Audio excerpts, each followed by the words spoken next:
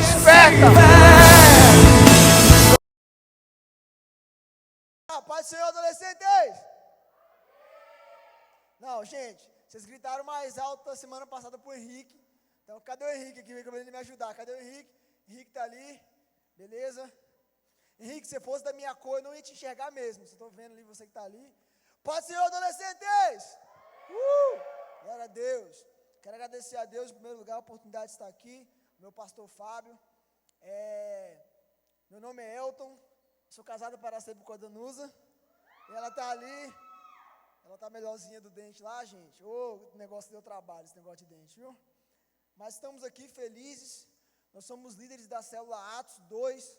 Não tem nada a ver com Atos do Pentecoste, é só porque é Atos 2 mesmo. Mas deu certinho, né? Pentecoste e tal. Então é muito legal a gente estar lá cuidando de vidas. A gente teve o Fábio, eu e o Michael, a gente esteve lá na conferência do MDA quinta, ontem. E assim, foi tremendo, gente. Muito bom mesmo. Tenho certeza que Deus ele vai trazer muitas e muitas mais bênçãos para nós. Porque como diz o pastor Ebiúbe, como tem dito o nosso pastor Gesso, como tem dito o Fábio, isso é só o começo. Amém? Abra a palavra do Senhor comigo no livro de Filipenses, ou carta aos Filipenses. Filipenses, capítulo de número 1. Conforme você for se achando, se coloque em pé comigo. Pode abrir no celular, não tem problema. O importante é que você abra. Filipenses, capítulo de número 1. Nós vamos ler do versículo 1. Há alguns versículos aí. Deixa eu só deixar aqui.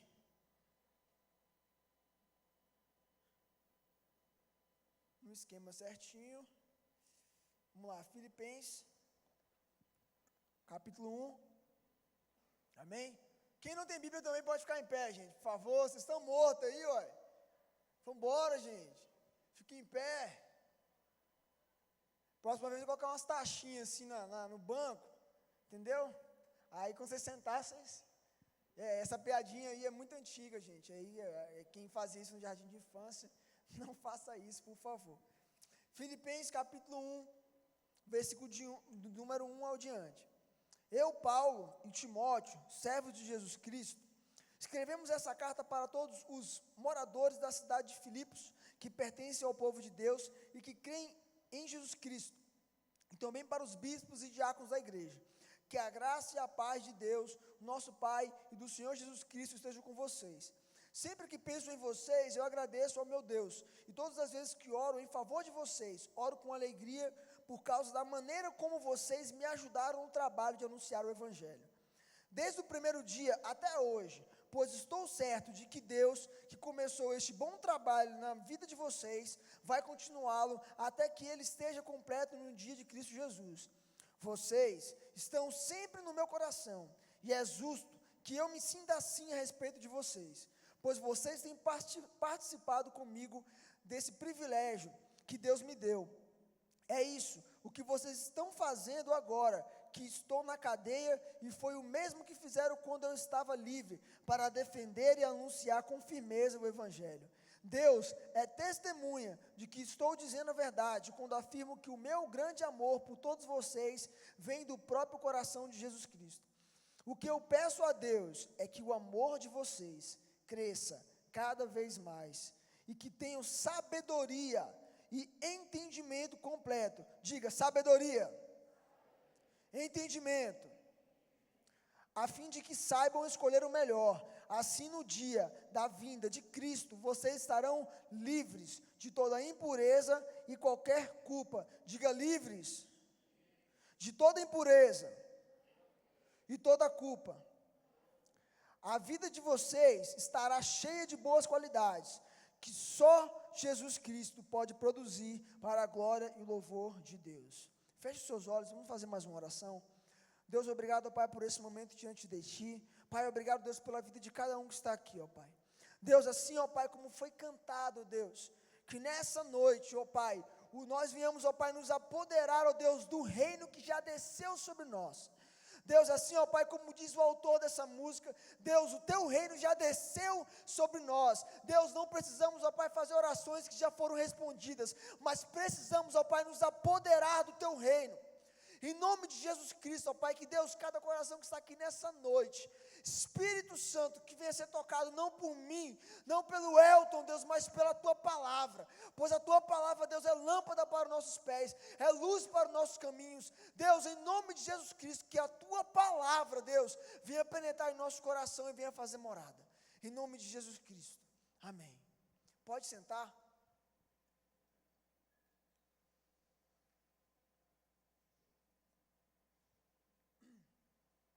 Carta aos Filipenses. A carta aos Filipenses ela é bem pequena mesmo. Às vezes a gente fala assim, mas será que ela tem menos importância?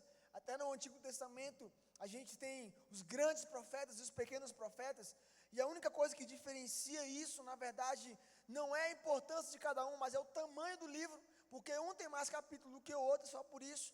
E às vezes a gente olha algumas cartas de Paulo, e é tão pequena. Filemão, se eu não me engano, tem um capítulo só. E tem outros ainda que a gente vai ler a carta de Judas, é um capítulo também, e a gente fica assim, nossa, mas como é que pode em apenas um capítulo Deus falar tanto? E essa carta aos Filipenses, a história, tudo que a gente for estudar, a gente vai ver que Paulo, ele estava preso, estava livre, estava preso, sendo preso, livre, preso, apanhando, livre, solto, vivendo dessa maneira, pregando o evangelho. E aí a história diz que Paulo, ele escreve essa carta, agradecendo a igreja de Filipenses, porque a igreja de Filipos, porque eles ofertavam, eles dizimavam, eles eram pessoas que eram missionárias junto com Paulo, ou seja, eles mantinham o ministério de Paulo. Eu já falei isso aqui algumas vezes, ministrando sobre essa carta, e aí não é diferente. Paulo, ele está ali preso, e aí escreve essa carta à igreja, e ele começa a escrever, dando saudações às pessoas, agradecendo e tal. E o que me chama mais atenção é que Paulo, ele começa a agradecer de tal maneira que ele não está se importando com o cargo, ou seja a pessoa apóstolo também, não, ele começa saudando os irmãos, ei irmãos, a paz, e agradecendo. Pois bem, e aí passa alguns versículos que nós lemos, e Paulo começa a falar do amor que ele tem pelaquela igreja, ele fala que ele gosta demais daquela igreja, se ele pudesse ele estava com aqueles irmãos todos os dias, se ele pudesse ele estava sentado com aqueles irmãos comendo todos os dias, se ele pudesse ele estava na bomba, na Natele, ele estava todo dia com aqueles irmãos, tendo purê de batata, estando junto, se ele pudesse ele estaria junto com aquelas pessoas, só que ele estava preso, ele estava pregando o evangelho. E aí Paulo, nessa carta aos Filipenses, ele começa a partir do versículo 9, falar algo muito tremendo. Por que eu li a partir do versículo 1? Para que você entendesse qual o contexto que ele escreveu. Ele começa no versículo 9 a dizer assim, o que eu peço a Deus, ou seja, tem uma oração. Paulo, ele orava constantemente pela igreja de Filipos, ele orava constantemente, tem uma oração. Paulo, ele ora pela igreja. E ele ora, e o pedido dele é que o amor de Deus cresça cada vez mais no coração de cada membro daquela igreja. Por que isso? Paulo estava fazendo uma oração, essa oração ela tinha propósito. Qual era o propósito daquela oração? Para que o amor de Deus crescesse no coração daquele povo. Para que o amor de Deus crescesse no coração daquele povo. E não somente o amor, mas também crescesse a sabedoria e o entendimento. E eu aprendo várias coisas com isso. Porque Paulo estava orando a Deus para que a igreja crescesse em amor. Jesus, em toda a sua sabedoria, muito inteligente, tudo que ele disse, uma das grandes coisas que ele disse foi, muitas pessoas perguntaram para ele, Senhor, como é que a gente faz para cumprir a lei e tal? A lei fala para apedrejar e não sei o quê. Aí Jesus vira assim, ó, o maior mandamento que existe é amar a Deus acima de todas as coisas. E ao teu próximo, como a ti mesmo. Porque Jesus resume a lei inteira em apenas uma palavra, chamada amor. Porque Jesus pega tudo aquilo que escreveu Moisés, tudo aquilo que escreveu os grandes profetas, os pequenos profetas, todos os salmos, todos os provérbios, todos os livros do Antigo Testamento, e resume apenas uma palavra. Por que Jesus disse isso? Simples. Se você ama teu próximo, você não vai falar mal dele. Se você ama o seu próximo, você não vai cobiçar as coisas que teu próximo tem. Se você ama seu próximo, você não vai desejar o mal para ele. Ou seja, toda a lei você começa a cumprir só de você amar o seu próximo. Olha que simples. Jesus, ele resume a lei inteira em apenas uma palavra: amor, amor. Ame ao teu próximo como a ti mesmo. Ame a Deus acima de todas as coisas. Quando você ama a Deus acima de todas as coisas, a sua faculdade não é importante. Quando você ama a Deus acima de todas as coisas, o cargo que você tem diante de uma liderança, ou seja, se for de emprego, não tem importância.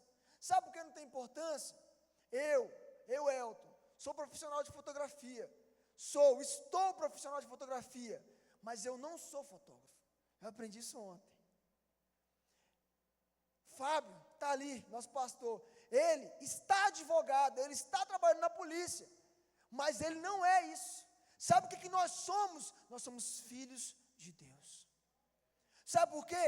Porque essa vida aqui, meu irmão, a gente vai se aposentar, a gente vai ficar velho, nós vamos ter cabelos grisalhos, a gente vai andar de bengalinha, a gente não vai mais conseguir exercer a função que essa vida terrena tem. Porém, todavia, no entanto, a nossa vida com Deus não vai passar. É a única coisa que fica. É por isso que Jesus resume toda a lei em apenas uma palavra: amor, amor e amor. E aí Paulo no versículo 9 diz: ei, a minha oração é para que vocês cresçam em amor. É para que vocês cresçam em amor. E não somente amor, mas também sabedoria. Por que sabedoria? A sabedoria, ela vem de quem? De Deus. De Deus. Você pode ler milhões de livros, você pode se dedicar a estudar demais da conta, mas se Deus quiser, no seu poder, na sua soberania, abrir os céus e te fazer o homem mais sábio do mundo, Ele faz. O cara ofertou diante de Deus, aí a Bíblia diz que Deus vira para ele num sonho e fala: o que você quer? Eu quero ser sábio, Deus, eu quero ser sábio. O cara foi o cara mais inteligente que já viveu no mundo, velho. Se você acha Stephen Hawking lá, aquele cara da teoria de tudo lá, sei lá, aquele ateu, inteligente, meu amigo, vai ler Provérbios. Do que o cara fala hoje em dia, o Salomão já tinha dito lá em Provérbios lá. Cara inteligentíssimo, sábio. Então, quando você ama Deus, quando você se aproxima de Deus, consequentemente você se torna uma pessoa sábia. Provérbios capítulo 9, versículo de número 10 diz que para nós sermos sábios, nós temos que temer a Deus. Ou seja, quando você teme a Deus, quando você se aproxima de Deus, quando você ora, você jejua, se consagra, você se torna uma pessoa sábia, inteligente. Sabe o que é uma pessoa sábia? Sábia, uma pessoa que sabe ouvir. Sabe o que é uma pessoa sábia? É uma pessoa que sabe aprender com os erros dos outros. Sabe o que é uma pessoa sábia? É uma pessoa que pesquisa antes de tomar uma atitude. Sabe o que é uma pessoa sábia? É uma pessoa que antes de fazer qualquer coisa, ela se ajoelha e pergunta a Deus: Deus, é isso que o Senhor tem para mim?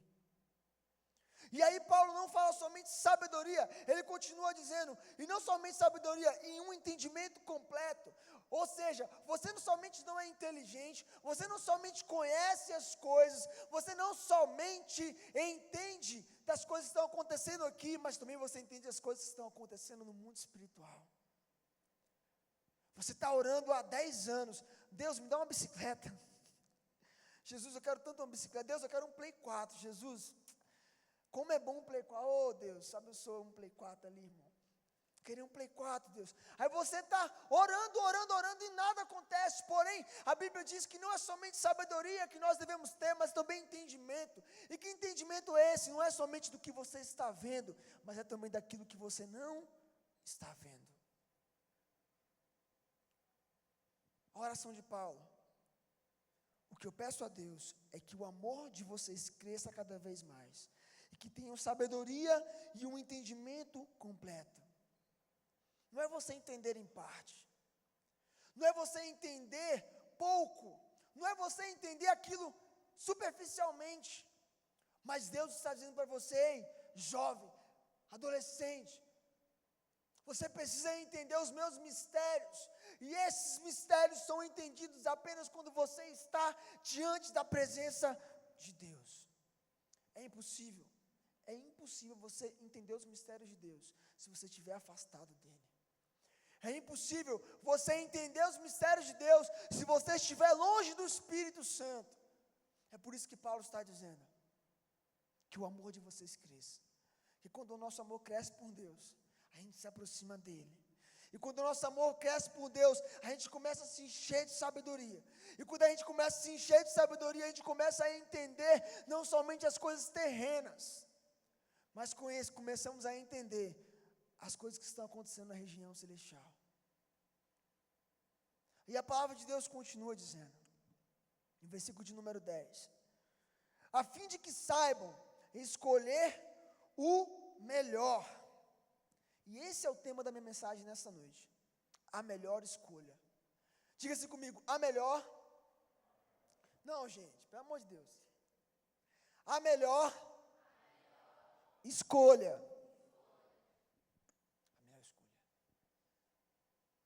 Paulo, ele começa falando de uma oração, ele começa falando de um propósito, ele começa a falar da motivação daquela oração que ele estava fazendo, ou seja, era para que o povo crescesse em amor, crescesse em sabedoria e tivesse um entendimento completo.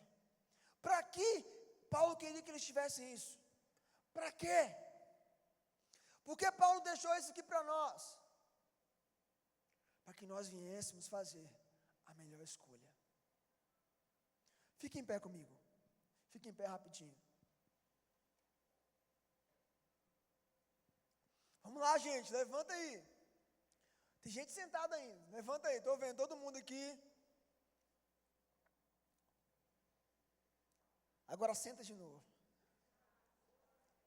Não estou zoando, calma, calma. Preste atenção. Este é o melhor lugar que tem para você estar. Esse é o melhor lugar. O melhor lugar não era você ter ficado na sua casa jogando play. O melhor lugar não era você ter ficado na sua casa assistindo telecine. O melhor lugar não era você estar lá no Park Shopping, velho, vendo milhões de filmes. O melhor lugar não era você estar no McDonald's, tomando McFlurry, sei lá, fazendo o que for. O melhor lugar para você estar é na presença do Espírito Santo de Deus. Esse é o melhor lugar. Você sentou aí, não, velho, glória a Deus, estou sentado aqui ouvindo uma pregação, enquanto os outros estão se prostituindo, eu estou aqui, se a trombeta tocar, você vai para o céu junto comigo, meu irmão. E isso, não tem valor. Paulo fala que a melhor escolha, para que eles tivessem a melhor escolha, Paulo queria que a igreja de Filipe se tornasse sábia, entendesse todas as coisas, para que eles fizessem a melhor escolha. Sabe qual era o cenário daquela época que estava acontecendo? Sabe por que Paulo tinha que escrever cartas às igrejas? Porque o povo começou a desviar. Porque o povo começou a pecar. O povo começou a não estar nem aí mais para Deus. A carta aos Coríntios, se você for ler, é só cajadada, meu amigo. Aquele versículo da Bíblia onde diz, analisa-te o homem a ti mesmo, e tome desse pão e come desse cálice. É lindo, mas aquilo lá era, cajadada, porque o povo estava comendo pão e tomando cálice de qualquer maneira. Paulo teve que escrever as cartas, porque o povo estava se perdendo. O povo daquela época estava se perdendo. O povo da nossa geração está se perdendo. E é por isso que Deus deixou essa palavra aqui maravilhosa para nós, dizendo, ei, sejam sábios. Ei, sejam entendidos completamente, ei, cresçam em amor e façam a melhor escolha. E façam a melhor escolha. Eu lembro-me quando eu tinha 18 anos de idade. Eu estava aqui na igreja, eu vim direto no culto de jovens. E na época eu passei por uma tribulação muito grande. Aí o que eu fiz?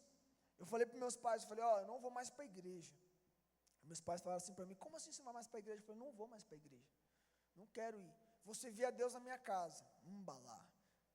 Maior erro, vou servir a Deus na minha casa.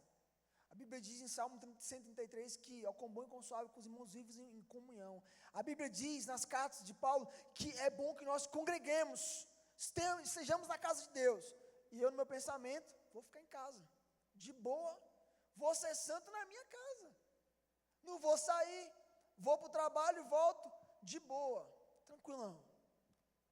E aí passou um tempo, eu comecei a esfriar. E eu comecei a pecar, pecava. E aí, no meio desse todo esse pecado, me liga um jovem aqui da igreja e falou: Elton, vamos lá no culto, tal, não sei o quê. Eu falei: não vou não. Não, então faz o seguinte, tem uma oração lá na igreja, tal hora, vamos lá, tu sabe que tem, vamos lá. E eu vim, mas eu vim com meu coração tão fechado. Cara, meu coração estava assim, ó, fechado. E eu sentei no banco e fiquei assim, ó. E a galera orando, eu, tipo assim, com raiva. Fechei a cara. E aí, beleza. Todo mundo orando, tal, não sei o quê. E aí o Espírito Santo, digamos que eu sou esse púlpito, o Espírito Santo começou a fazer assim, ó. Sabe assim? Cutucar você. Sabe o filme do Shrek 2, quando o burro estava no meio da Fiona, assim, ó. Todo mundo lembra disso. Melhor Agnes, do meu malvado favorito. Fazendo isso, para te irritar. O Espírito Santo é do mesmo jeito comigo. E ó. Batendo, eu. Sério, calado na minha. E aí, no meio de toda aquela perdição, o Espírito Santo tocou no meu coração. Eu caí de joelho, nunca mais vou esquecer. Não foi dentro da igreja, não. Eu caí de joelho, tinha acabado a oração. Eu estava indo embora. Eu estava bem aqui na lateral da igreja. Eu caí bem ali na escada ali, velho. Caí mesmo no chão, assim, ó, deitado. E comecei a berrar. Eram umas meia-noite e pouca. Velho, eu nadava no cimento, assim, ó, tipo, chorava e babava e gritava diante de Deus. Arrependido. Arrependido de quê? De estar perdendo a melhor escolha da minha vida. Está me afastando do Espírito Santo de Deus. O pastor Hernandes Dias Lopes, ele diz uma frase muito tremenda: sem oração não há cristianismo bíblico. Sem oração, o que sobra é racionalismo cristão. É intelectualismo estéril. Ou seja, você que está aqui, você está assim, ó. Estou na igreja, massa. Estou na célula, massa. Estou vindo para a igreja, está ótimo demais. Só que você não ora, você não lê a Bíblia, você não conhece a Deus, você não tem experiência com Deus. E se você não tem experiência com Deus, não tem como você experimentar aquilo que é divino. E se você não experimenta aquilo que é divino, você começa a se afastar. E a melhor escolha da sua vida, você deixa passar. Escutei uma frase uma vez que nunca mais vou esquecer: que oportunidade é como um cara, cabeludo na frente e careca atrás. Ele passou, o topete foi, não tem mais nada para você pegar, já era. Passou a oportunidade.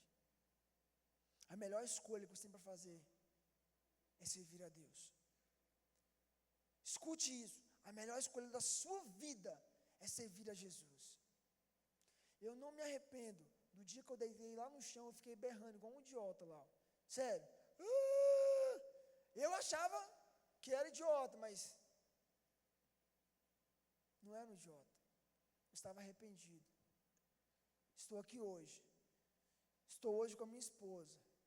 Enfim, servindo a Deus até Jesus voltar. Tudo por quê? Por causa de uma escolha. E essa melhor escolha é servir a Deus. Paulo continua dizendo, em Romanos, no capítulo 12, versículo de número 1 e 2. Esse versículo eu vou dizer que vai ser o versículo quando eu fiz 20 anos, eu acho que foi o versículo que mais marcou a minha vida. Paulo fala que nós devemos apresentar o nosso corpo como um sacrifício vivo, santo e puro e limpo diante de Deus. E o versículo 2 ele diz que nós não devemos nos conformar com esse mundo, mas transformar pela renovação da nossa mente, para que nós conhecermos qual seja a boa, agradável e perfeita vontade de Deus. Todos nós conhecemos esse versículo, porém, Paulo está dizendo o seguinte: ei, as circunstâncias ao seu redor, as suas amizades, as pessoas que estão te cercando, a internet, o celular, seja lá o que for, não podem te influenciar para que você perca essa escolha, para que você perca aquilo que Deus te deu. Levante sua mão assim, levante sua mão assim, levante sua mão, levante a mão, levanta a mão, levanta a mão, para de conversar, levanta a mão, aí, levanta a mão, coloque sua mão assim no peito, assim, ó. O Espírito Santo mora aí dentro. O Espírito Santo mora dentro do seu coração. Não perca o Espírito Santo. O salmista dizia assim: Senhor, não aparte de mim a tua presença. A melhor escolha é ter o Espírito Santo dentro de você. E aí Paulo continua dizendo que essa escolha, ela vai nos libertar da impureza e da culpa. Eldo, como assim impureza e culpa? Impureza nada mais nada menos do que do pecado, mas pecado tem nome. Pecado tem nome. E não é somente a gente ficar assim, os pecadinhos, não existe pecadinho, gente, pecado é pecado. Aí tem diversos pecados que eu poderia listar aqui, passar a noite só falando de nome de pecado. Mas quando a gente peca, existe uma coisa chamada culpa. Culpa. E sabe o que é a culpa? É uma coisa que remói dentro de você. Você quer pedir perdão, mas você volta.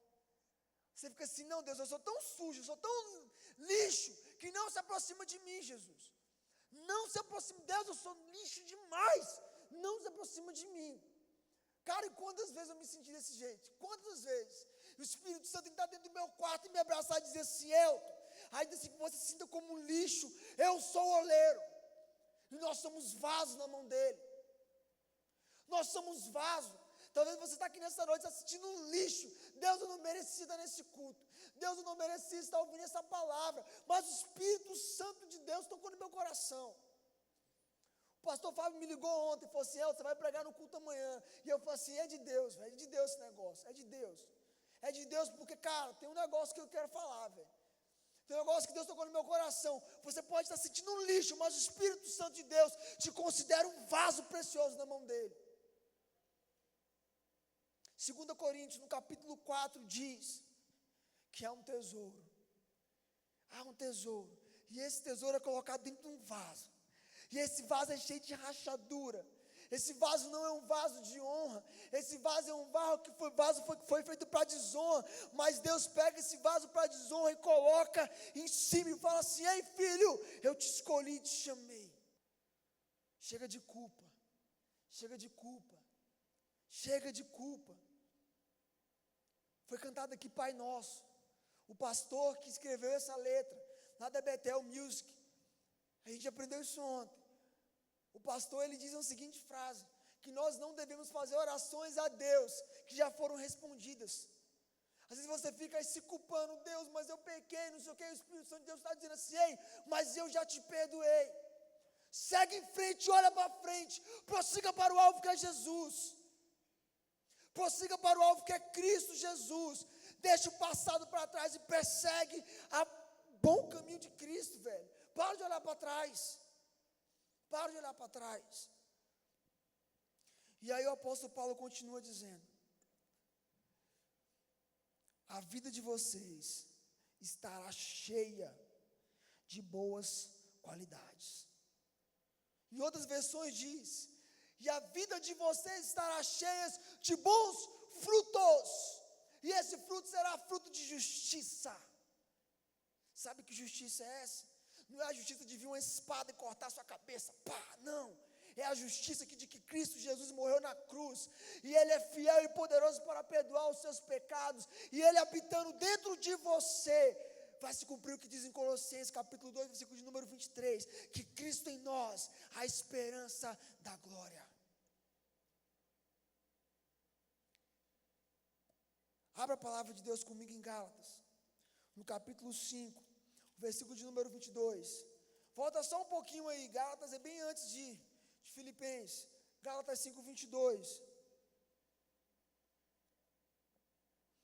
Olha o que a palavra de Deus diz: mas o Espírito de Deus produz o amor, a alegria, a paz, a paciência, a delicadeza, a bondade, a fidelidade, a humildade, o domínio próprio. E contra essas coisas não existe lei. As pessoas que pertencem a Cristo Jesus crucificam a natureza humana delas, junto com todas as paixões e desejos dessa natureza.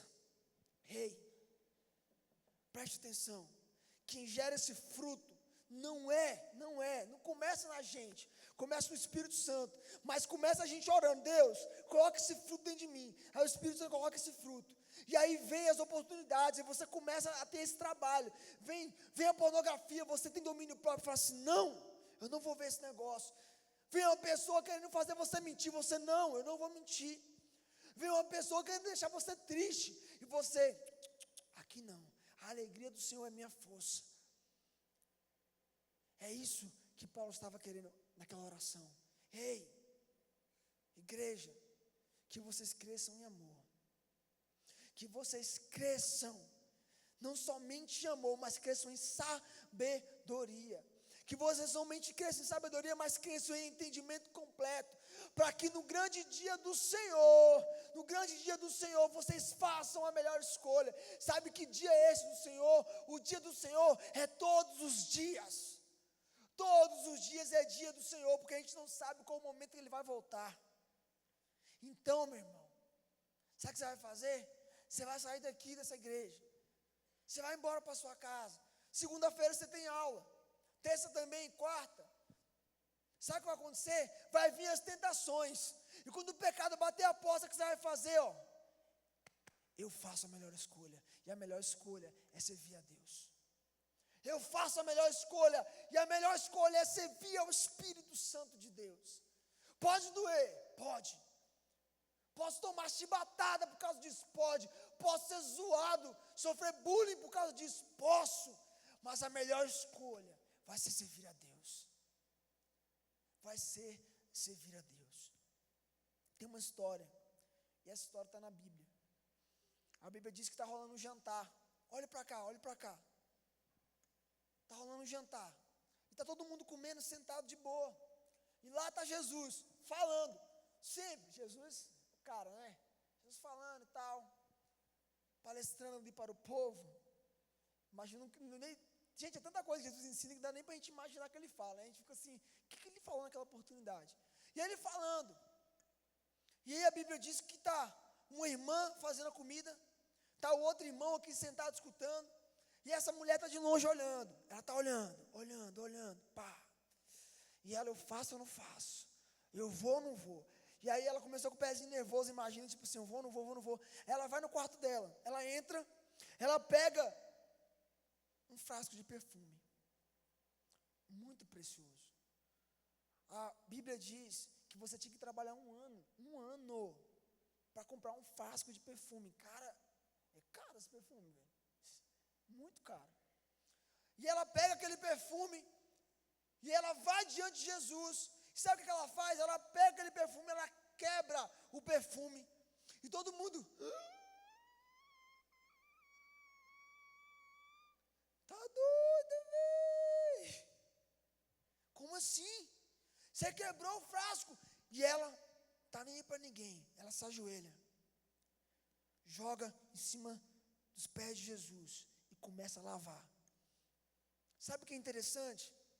Algumas versões dizem que ela joga do alto da cabeça e lava o corpo de Jesus inteiro.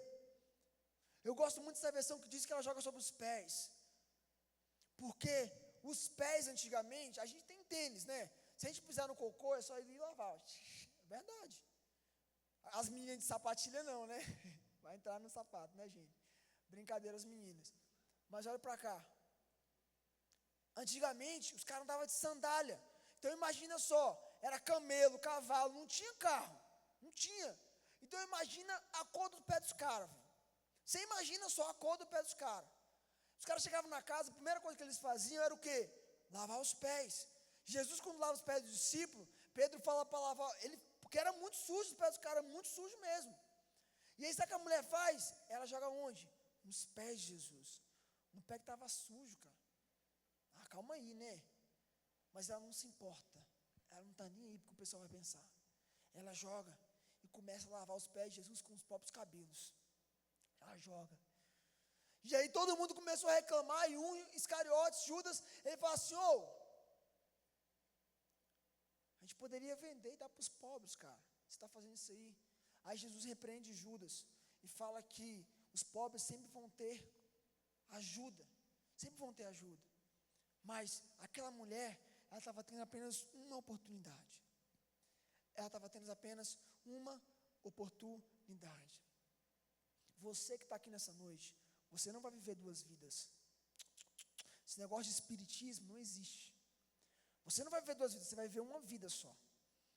A Bíblia diz que nós somos criados dentro de Deus, soprados num boneco, que é isso aqui. E esse boneco, ele vai ficar.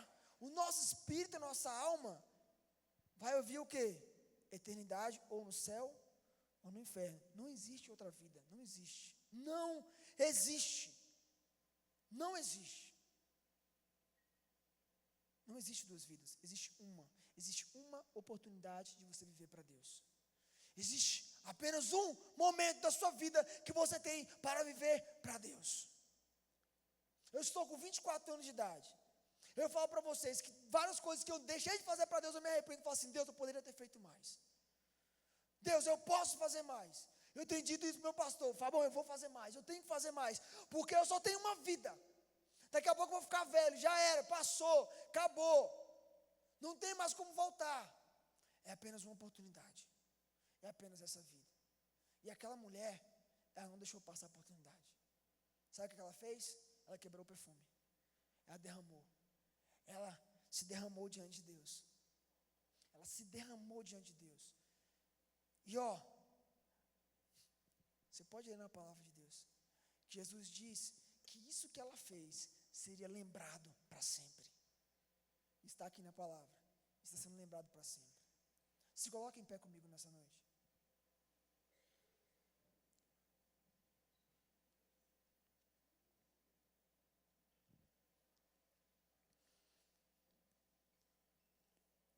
Quero te convidar a vir aqui à frente. Todos, absolutamente todos. Queria que ninguém ficasse no banco, velho. Ninguém.